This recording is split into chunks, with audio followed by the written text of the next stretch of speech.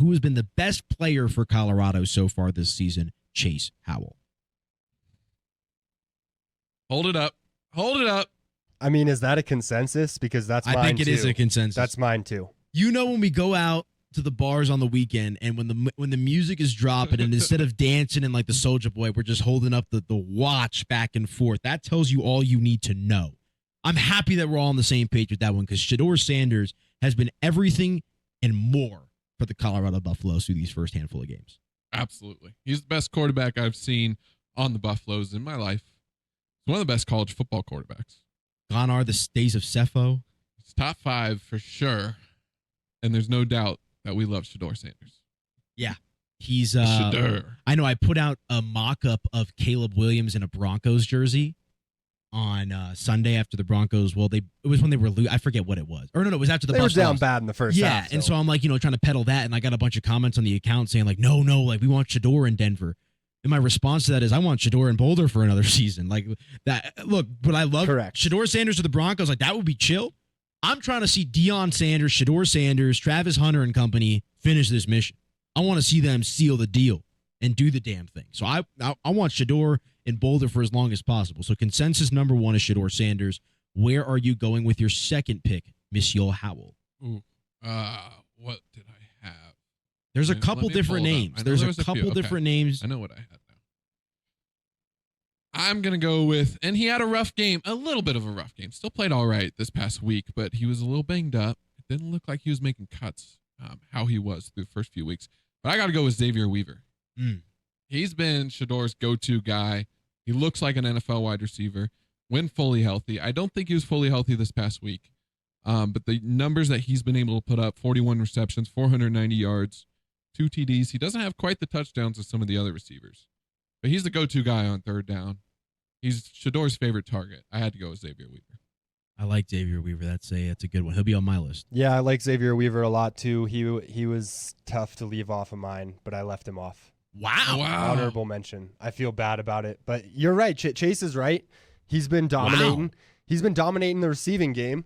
But I got to go with the guy who's been getting in the end zone and a guy who has made some really big plays in really big moments. And I know Xavier Weaver has as well, but to me, the standout guy for me, number 2 is Jimmy Horn Jr. Ooh. Jimmy Horn Jr. has been nice, making an impact. Not on my list. Wow. So you guys I think they're both on my list. We flipped the receivers. Yeah, we got the number 1 and number 2 receiver covered. So we're all different then on this one. For my number 2, I'm going to go because of the role in which he's played throughout the year. He has missed a game, but I think, he helped change some momentum in the Rocky Mountain Showdown. He helps bring the energy on defense as well, specifically with Travis Hunter out.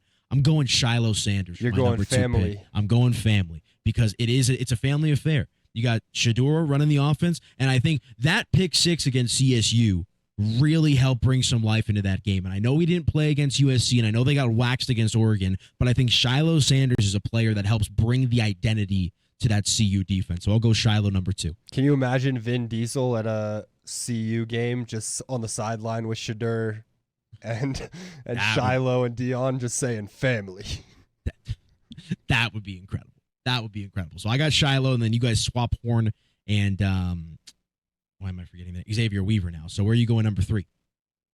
This one might also be controversial. Ooh. But I just think when Danny was saying big plays at the right time, has flipped momentum, I got to go with Michael Harrison. I think he's been the biggest surprise of this team. We talked about him going into the year, but if you look at his numbers and what he's been able to do as a tight end, he's top 10 in both receptions and receiving yards among tight ends in college football. He didn't drop a pass until the USC game. He dropped one pretty big one. I think it was on third down. That was his first drop pass of the year. I just think he's made a lot of big plays for this team, has obviously found the end zone at the right time. I had to go with Mikey Harrison. On my list. Okay. But not in this 3. slot. Not in this slot. In this slot, I got a defensive player. Defensive player who leads the Pac-12 in interceptions. Cameron Silman Craig.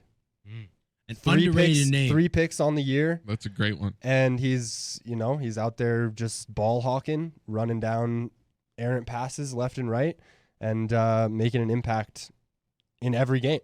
HBCU guy. I thought HBCU guys can't play. Yeah, that's what I thought too. I hate that you said that because that was my number 3 as well. And I thought I was going to be all like, ooh, look at me, Mr. Sophisticated, choosing somebody that nobody else has. But you guys cut deep with your choices. So I'll double down on that one with you as well, Danny Bailey. He's been an impact player. And that's the thing. I went with the 2 Sanders brothers at the top.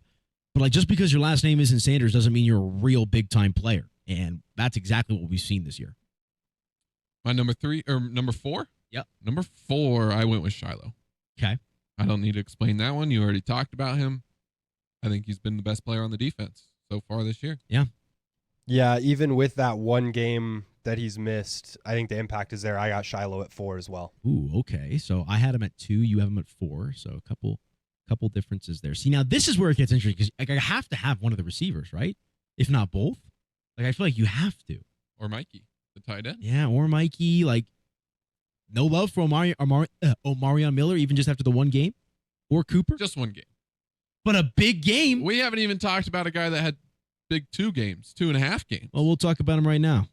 Because my number 4 pick is Travis Hunter. And I know that he hasn't played in the last couple of games, but we talked about it before the show, coaching up Cormani McClain, a general on the sideline. And that, to me, is the true definition of value, is how can you make your team better when you're not playing? And that, I would have him higher if he was playing, but I don't think you can have a top 5 Colorado Buffaloes list so far this season without the name Travis Hunter on it. The way that he impacted that first game against TCU, the way that he comes back against Nebraska, the coaching on the sideline, the being the bigger person, and despite all the noise with Henry Blackburn doing that stuff, and I know that doesn't trickle down to on the field, but he's a leader, he's a role model, he's an icon. Travis Hunter has to be on this list. He's at 4 for me. It makes me feel bad for not putting him on my list, and maybe I just want to give We talked about it before that we were leaving him off for a reason, though. Yeah. That's your reasons, not my reason. Yeah, that's fine. He's on you my can list. put him on your list. He's We only don't have played to have the same half list. the It's season. fair. It's But fair. I agree. And you could even throw that he played in this last game because he helped out Cormani McClain. They literally had Cormani next to him on the sidelines. They let Cormani be next to Travis Hunter so Travis could tell him what route USC was going to run. And we had talked about that in last week's show of Cormani not seeing the field because of maybe work ethic or whatever it might be. Where's Travis Hunter to put his arm around him and show him the way? And we saw that paid dividends. Yeah, he listened to us. Hey, he listens to the show. Fan of the show, Travis Hunter. But, He's been doing it since before we talked about it. I know. All right, where's your final pick? Final pick. This man has come up big for this team, especially because I don't think they had a good linebacker going into the season. He gets kicked out from the school that they're going to play this weekend. So we got a big revenge game coming up for my man, Juwan Mitchell. Ooh. Leads the team in tackles with 31. He didn't even play against TCU and leads the team in tackles. He's become the best linebacker on the team, and he's become a big reason why they've shown some ability to stop the run. I like it. The only ability. I like it. That's the thing is CU's good in the secondary. It's everywhere else that they're getting destroyed on defense. The trenches. Nobody in the trenches on this list. Not yet. At least not right now. We'll see what happens when we get in that portal in the offseason, but I like that. Very, very deserves some recognition. Like that pick. I was definitely considering Juwan Mitchell for that number 5 spot. But this offense has been what it's been all about up in Boulder this year. Yeah. I like it. So I'm going number 5 with the guy we already talked about, Mikey Harrison. Mikey. Incredible. Just Okay. incredible. Fun to root for. And, he's been there in a lot of big moments, especially late in that Colorado State game. He was huge. Yeah, no, I agree with that. And for my final pick, I'll go back to one that I forget which one of you mentioned it, but I feel like I tweet his name or his 3 initials all the time. That's Jimmy Horn Jr. And the reason I'm having him at 5 is because obviously he's a great player, but Shador makes so much happen. He's open. It's a great connection. He's a top 5 player on this team as well. But I probably tweeted JHJ more times than I can count throughout the course of these first handful of games already. So for my last pick, or my last choice, I'd rather say, is Jimmy Horn Jr. at receiver. He loves the number 5. He's probably happy He does, that yeah. he's at the 5 spot. It works out nicely, doesn't it? Yeah. I should have gone with him, but he had that one against CSU. He didn't look great No. until he finally scored that touchdown late. But it was a big Obviously, it was touchdown. a huge touchdown.